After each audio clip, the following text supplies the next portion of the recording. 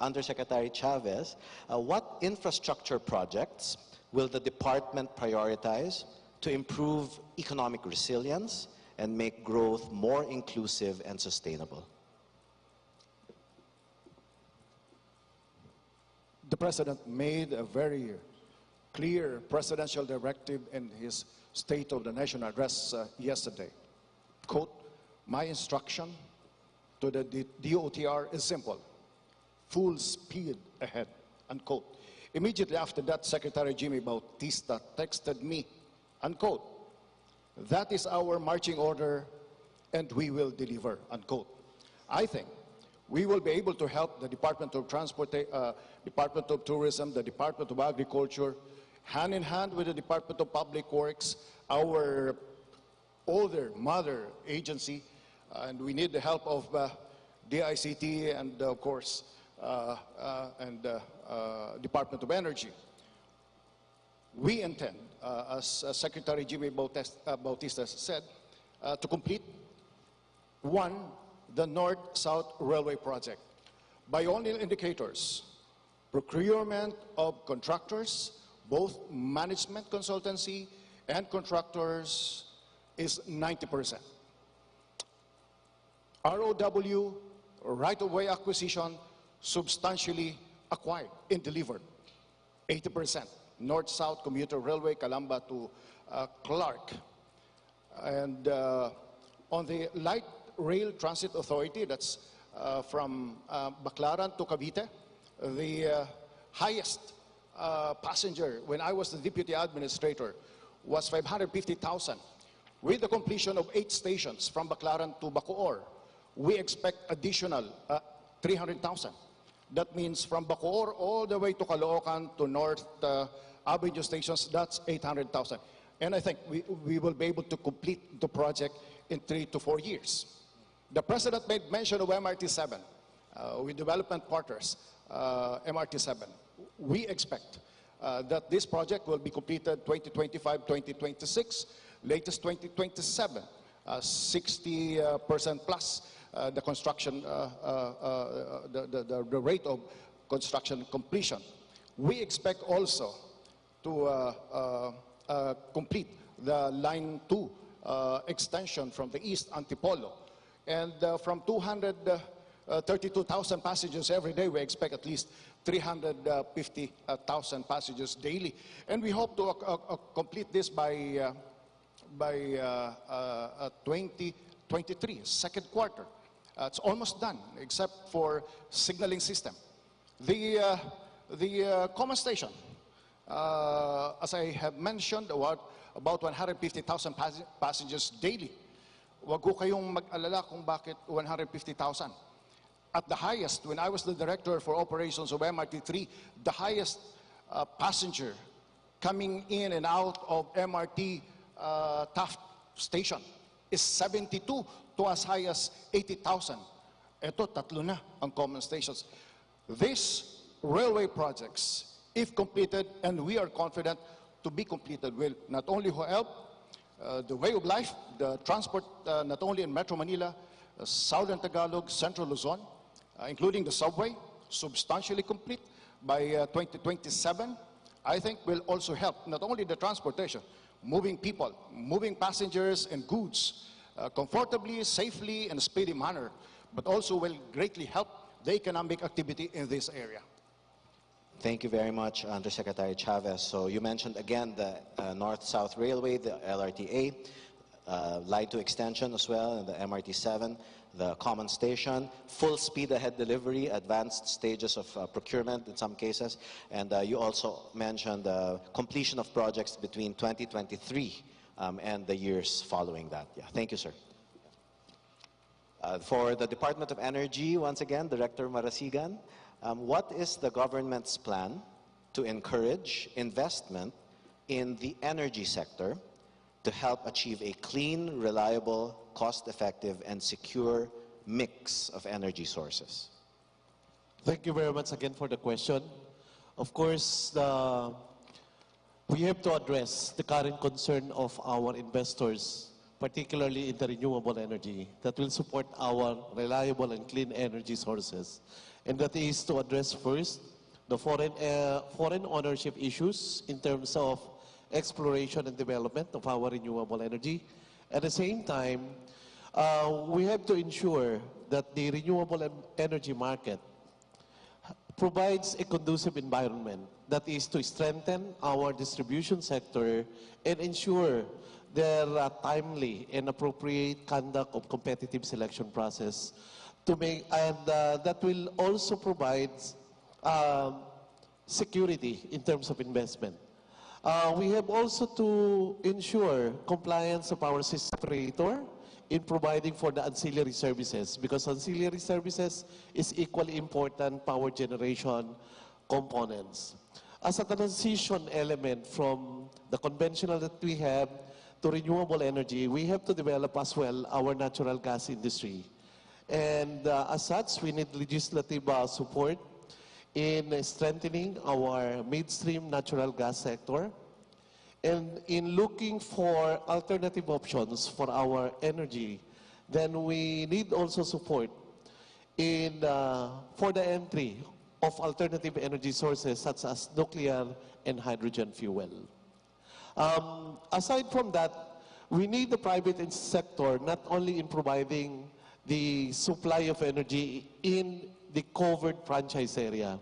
We need to allow the entry of the private sector in providing access to our remote communities. And we need to pursue our Microgrid Act that will provide a conducive environment for our private sector in providing electricity services in unserved and underserved area.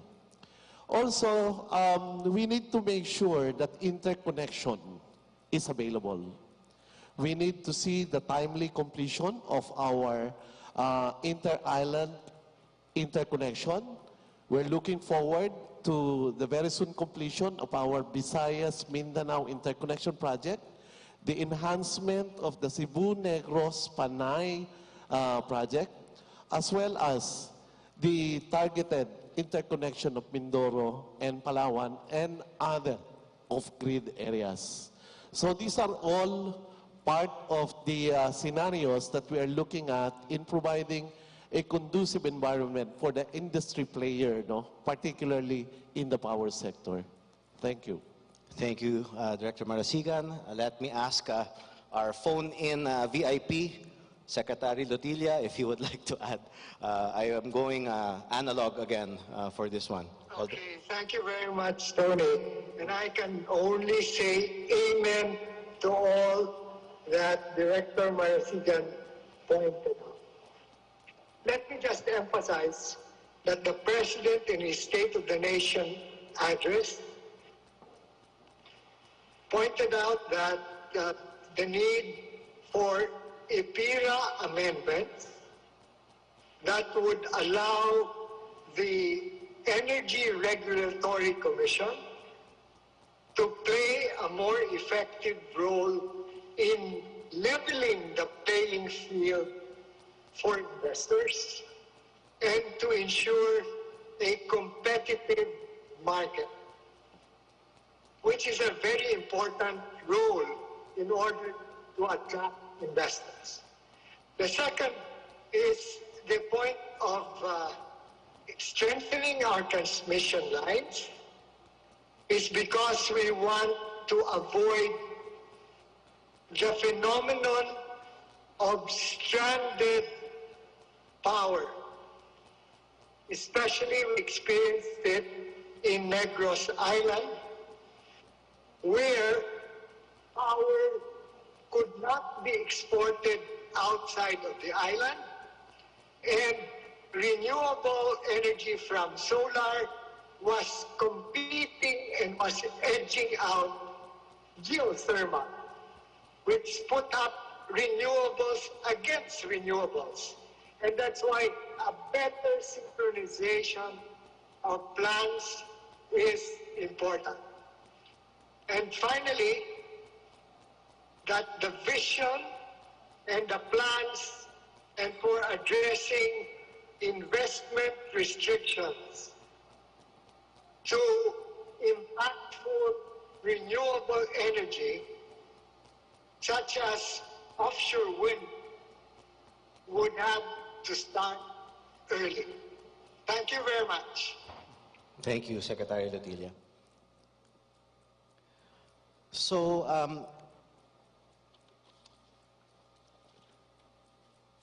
our last question for the second round, again, is for Secretary Uy. Secretary Uy, for ICT to have a meaningful impact on the economy, jobs, welfare of Filipinos in the coming years, as well as translate to digital inclusion for all, what policy infrastructure and perhaps training can be pursued? Well, we're actually pushing for an introduction of many more activities, especially on the education side, to build up our digital workforce. As Secretary Pascual has mentioned earlier, the BPO sector is actually a very rapidly growing sector, and it's employing several million already jobs, as well as contributing about $29 billion to the Philippine economy. So we see the sector as a very high growth sector, and the main hindrance there, actually, common complaint they have, is the lack of skilled and talented manpower. Not because we don't have the people, but that the schools are producing the wrong skill sets that they need. So we need to work with the education system in order to build up the necessary skill sets in order to address that need. At the same time, to be competitive, to go back earlier also to the first question, the government has to actually harmonize all the information and all the data that it has, and ensure the sharing of all this information so that we're able to bridge many of the gaps that we're seeing. With this type of activity, we are really pushing for government to move into the digital space, provide access to public service with the intention of providing 24/7 governance with the use of, for instance, artificial intelligence. We would be able to transfer many of the frontline services where you don't really need a person to handle many of these transactions. We can actually do it online, and it lessens the discretion, as the President has often said, and that will definitely lessen the opportunities for corruption. And with the effort also of Secretary Jokno on digital payments, we really definitely have to push for the digital payments and minimize cash transactions in government. That way we also minimize the leakages. At the same time, with the national ID system, we are going to be able to plug many of the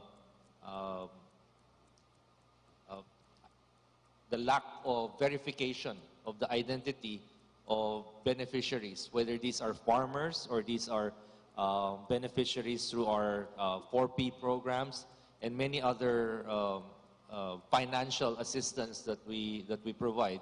So that definitely will address our efficiency in terms of governance.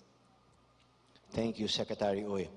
So in the course of our discussion in this panel, a lot was covered. And so let me just close the session with a few words that are ringing in my head, from everything that's been said. We heard a lot about digitalization. We heard a lot about the use of technology, but also the need for education and high skills in this area. We heard about convergence, integration, interconnectedness. We heard about infrastructure and making sure it's it's done quickly, full speed ahead. We heard about sustainability and making sure it gets implemented and not just remain theoretical. About the culture of the Philippines and making sure that the Filipino brand is grounded in the Filipino identity. Also, a focus on the vulnerable and the need for policy reform, no, like what Secretary Lotilla said. So with all of those thoughts and inputs in all of our minds, exciting times ahead indeed in infrastructure and industry. I hope the discussion gave everyone a good preview of the administration's infrastructure and industry agenda and what's in store under the Marcos administration. Please join me in thanking the members of the panel. And I think they'll be taking your picture as you stand up before you go down to your seat. So while the photo is being taken, they will also be preparing for the third panel. The third panel will be on human development and poverty reduction. And for this panel, let me call back on stage Undersecretary Margo Salcedo. She will be moderating this third panel.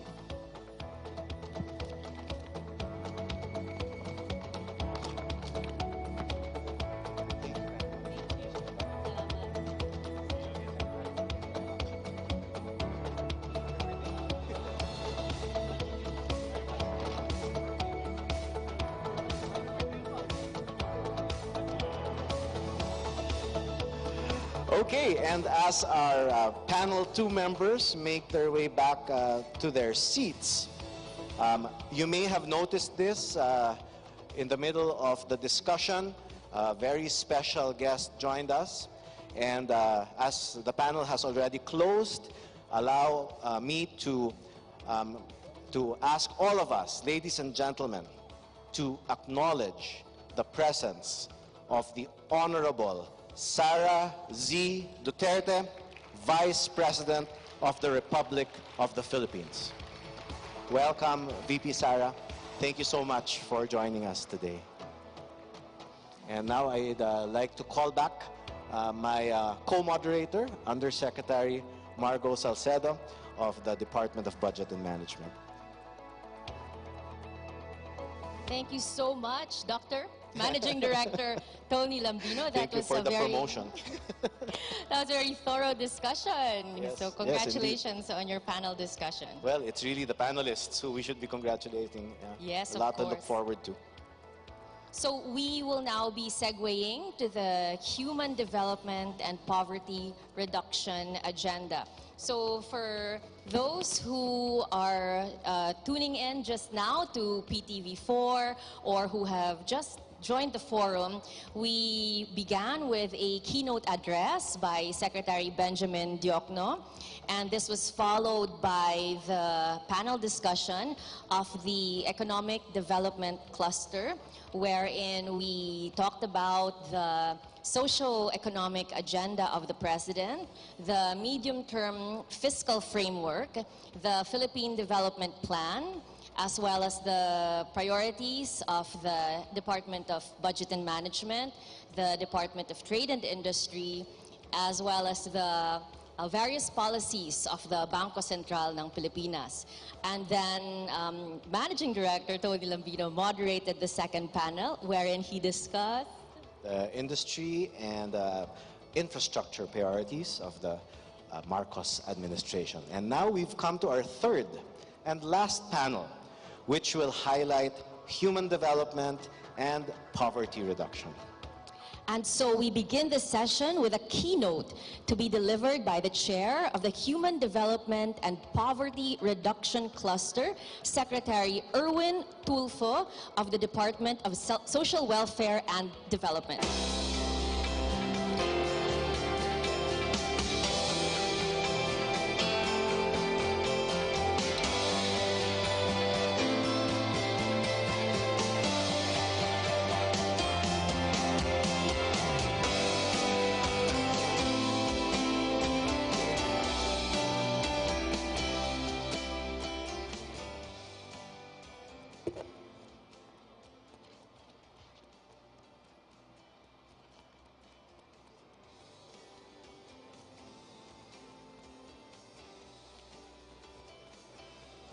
members of the Diplomatic Corps,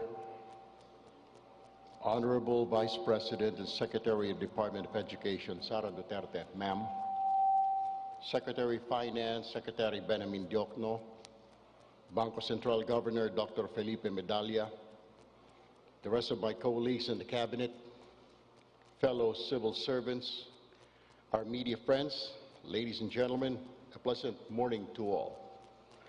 With the new administration's aim to reduce the country's poverty rate to 9%, it is critical to ensure a strong human development and poverty reduction agenda which aims to improve the quality of life of our kababayans, or the Filipino people, through a broad-based and inclusive approach to public service delivery.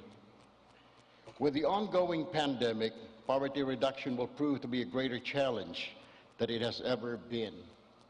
However, with the concerted efforts of all agencies engaged in human development and poverty reduction, rebuilding the social fabric should be a priority by executing a plan for a transformation that will achieve more sustainable development and rebuild communities.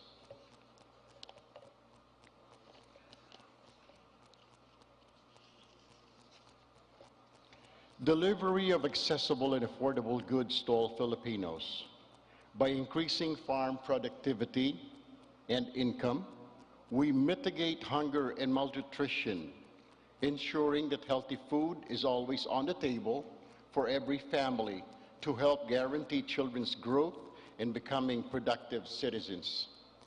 It is also essential to strengthen health system through progressive realization of universal health care with focus on health system integration, human resource for health, health financing, and health information system. Further efforts to reduce adolescent birth rates are to be sustained and prioritized to counter health, social, and economic implications that affect the well-being of mother and child due to unforeseen pregnancy at an early age. Urgent action is needed to strengthen our mental health program and mainstream mental health and psychosocial support, especially for children. The World Health Organization noted that majority of the people living with mental health problems in the low and middle income countries do not get adequate treatment. The ongoing COVID-19 pandemic has increased our challenges multifold, which need to be addressed immediately.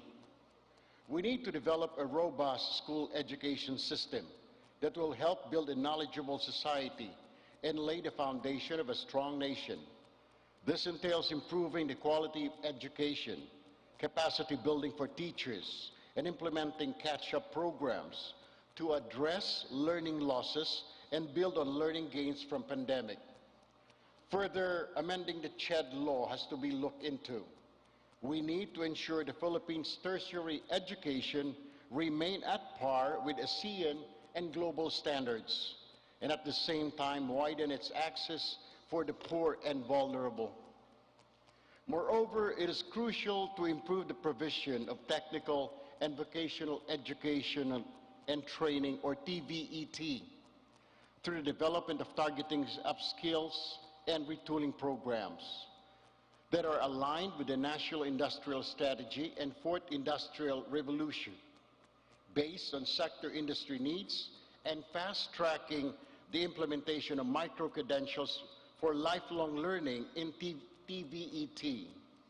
We need to provide every Filipino a chance to take up higher learning and training, especially during these trying times.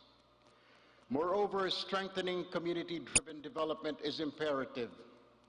Sustainable strategy to enhance capacity, increase local ownership by helping communities to identify and prioritize their needs and develop and implement community development plans.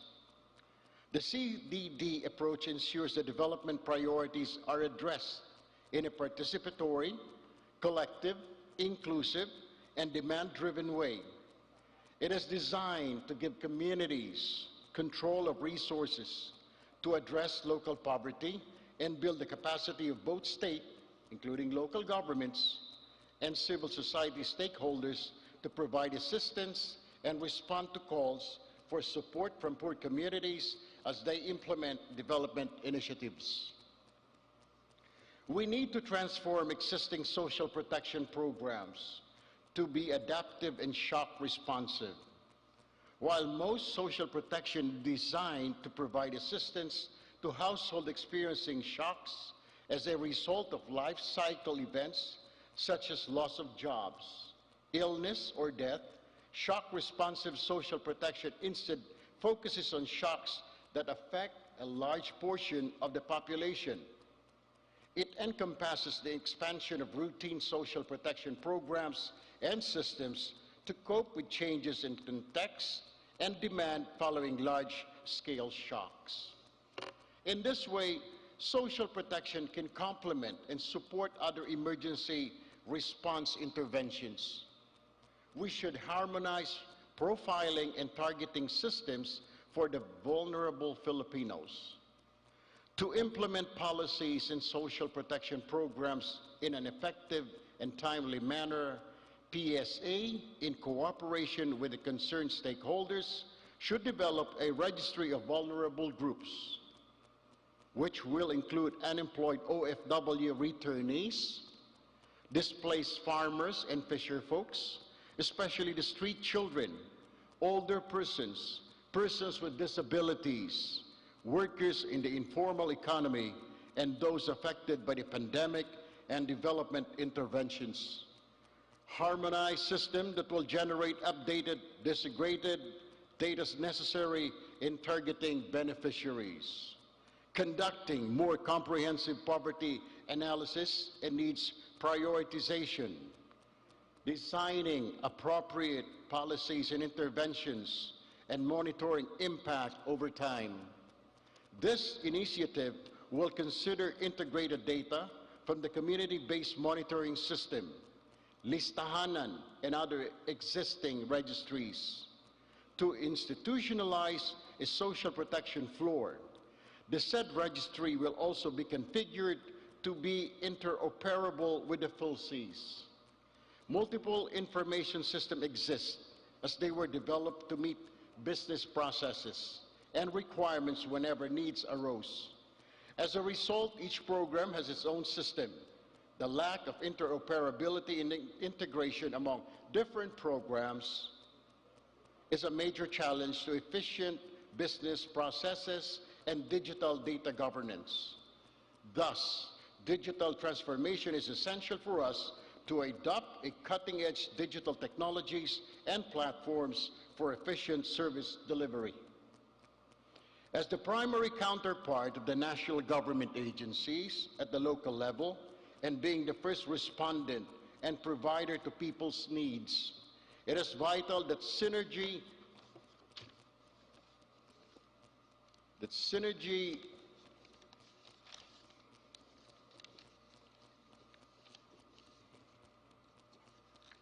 is horizontal and vertical coordination remains a primary strategy to guarantee actualization of programs and services.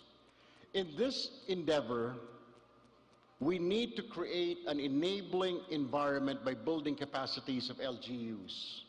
The national government shall ensure that mechanisms are in place for increasing LGUs or local government units' ability to deliver the services. At the same time, full cooperation and initiative of our partners in the local government is also needed. This agenda might be further solidified by ensuring time-bound implementation of our priorities through working mechanisms such as Human Development and Poverty Reduction Cluster, with priorities already set by the President through recently concluded SONA.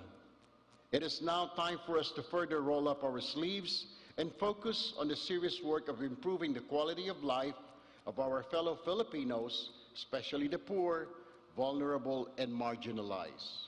Again, good morning and thank you all.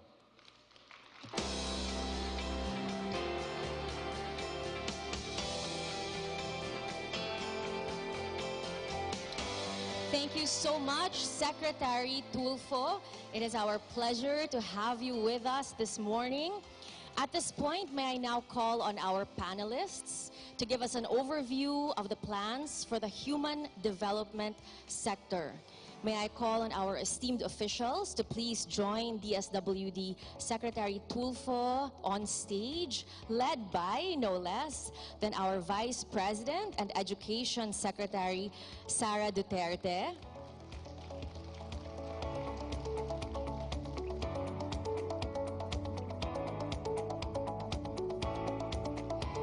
They will be joined by Department of Labor and Employment Secretary Bienvenido Laguesma.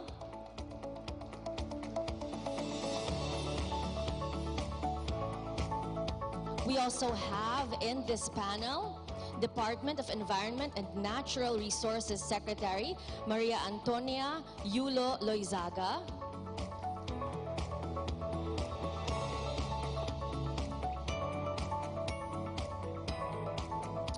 And she will be joined as well by the Department of Migrant Workers Secretary Susan Ople.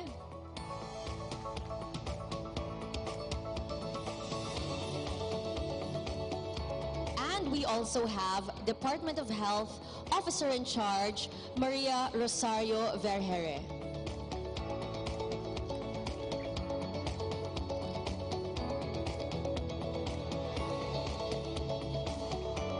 To our Cabinet Secretaries, Madam Vice President, please take your seats. And if you like, we can also test our mics. So since lunch is approaching, we will begin immediately. And of course, we are so honored to have with us this morning our Vice President. So if it's okay, ma'am, I will begin the panel discussion po with you. At the State of the Nation address yesterday, President Marcos said the Department of Education, led by our highly able Vice President Sara Duterte, is now preparing for its implementation in the upcoming school year with utmost consideration for the safety of students as we are still in the middle of the COVID-19 pandemic. We must ensure that our classrooms are safe for teachers, for students, and the entire academic community when they return to face-to-face classes. So ma'am, may we ask, in a few months, 5-day in-person classes are expected to begin. So in line with this, what are the preparations being carried out by the Department of Education? Thank you. Good morning, everyone. Maayong buntag sa inyong tanan. We started with the department order on identifying our school calendar and the implementing guidelines for school year 2022 to 2023. In that department order, we already identified the next 2 years period of our school calendars, that of 2023 and 2024 and 2024 and 2025. If there will be no surprises or amendments, these 3 school years will continue on with the following implementing guidelines for the next 2 school years. And then we also released our department order on the enrollment. And I am happy to share with everyone that our enrollment for the first day was at 3.3 million already, as compared to our first day of last year, which was at 222,000 only. And then we started with the checking of the inventory of the schools who were affected by Typhoon Odette, and where they are now with their repairs and reconstruction of the classrooms and buildings that were damaged by the typhoon. And we already talked to our finance strand in the Department of Education to look for savings from the past year and this year, and requests for the realignment of these savings to the repair and reconstruction of these classrooms and buildings that were affected by typhoons, Odette and Agaton. And whatever is remaining from, whatever is lacking from these repairs, we will request the Department of Public Works and Highways to assist the Department of Education. And then we, in the same department order of the school calendar, we instructed our regional offices to coordinate with their regional offices, counterparts of the Department of Health, to continue with the counseling of unvaccinated families, particularly the unvaccinated learners and the teaching and non-teaching staff of the Department of Education that are unvaccinated as well. And once the counseling is successful, they initiate mobile vaccinations in our schools for those who have given their consent to be vaccinated. We also, in the same department order also, we instructed our regional offices to coordinate with their local mental health associations and their psychiatric societies to come up with a support, mental wellness support for our learners who for the past 2 years only knows of the online classroom, and now they are transitioning to our in-person teaching. In the same department order as well, we introduced a transition period for all our schools.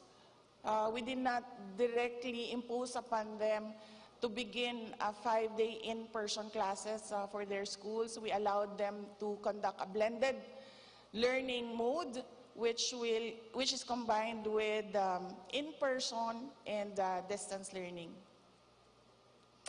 And then we are set to start our Brigada Eskwela and seek out our partners, private sector partners, and our adopt a school partners. We intend to start this on August 1. Everyone is invited to join and participate in your respective Brigada Eskwela in your respective localities. Ang dami, ma'am. Ang dami Wala pang pang one problema, month? ma'am, actually, pero yun na lang muna. Bravo, bravo. I think that's the benefit of having a former mayor for education secretary as the crisis response. It's also immediately addressed. And speaking of response, sinabi din po ni, I will speak in Filipino and then translate for our diplomatic corps because we're also live on PTV4 and the answers of our panel might be direct concerns of some of our viewers. And if I may quote the portion of President Marcos in his State of the Nation address yesterday, which he also delivered in the vernacular, he said, magpapatuloy ang ating pagkalinga sa ating mga kababayan na lubos na nangangailangan. We will continue to care for the poor and those who are in need. Hindi po natin sila pababayaan, mangunguna sa pag-aagapay sa kanila ang Department of Social Welfare and Development. Utos ko sa DSWD ang mabilis na pagtugon sa pangangailangan ng mga biktima ng kalamidad at mga iba't ibang krisis. So the President said that he had instructed the Department of Social Welfare and Development for their speedy response for in times of crisis. So Secretary Tulfo, how will we streamline services to ensure that the poor, vulnerable, marginalized, and disadvantaged sectors receive timely social assistance as mandated by the President yesterday? And may we request the Secretary to mention top reforms being carried out to achieve this goal? Well, we have a lot of programs being implemented now by the department, one of which is digitization of our assistance, actually in coordination or cooperation with the World Bank program that will last until 2025. We're working with them to fast-track the delivery of assistance, particularly financial assistance to the needy and vulnerable. We also have the assistance of individuals in crisis situation, where we give out assistance to people in need right there and then. For example, they need burial assistance, medical assistance. We give it to them on the very same day to make sure that what they need, what their business in our agency will be dealt with and will be given to them at the very quick time or that same day. We have other programs, and we're still working on it right now, basing on the instruction of the President. So we keep on innovating at this very moment, at this point, to create more substantial programs that will help people immediately. Sir, ang galing niyo pala mag-English. Because we usually hear the Tulfos on the radio and they speak exceptional Filipino. So, nice to speak to you in English, sir. Okay, now we go to the Department of Labor. Secretary Bienvenido Laguesma, what initiatives are in the pipeline that target to increase the employability of the workforce? In what areas can the private sector complement the department's job facilitation programs? Thank you. Thank you for the question. Good noon, everyone. Let me first thank President Bongbong Marcos Jr. for putting workers at the center of this speech.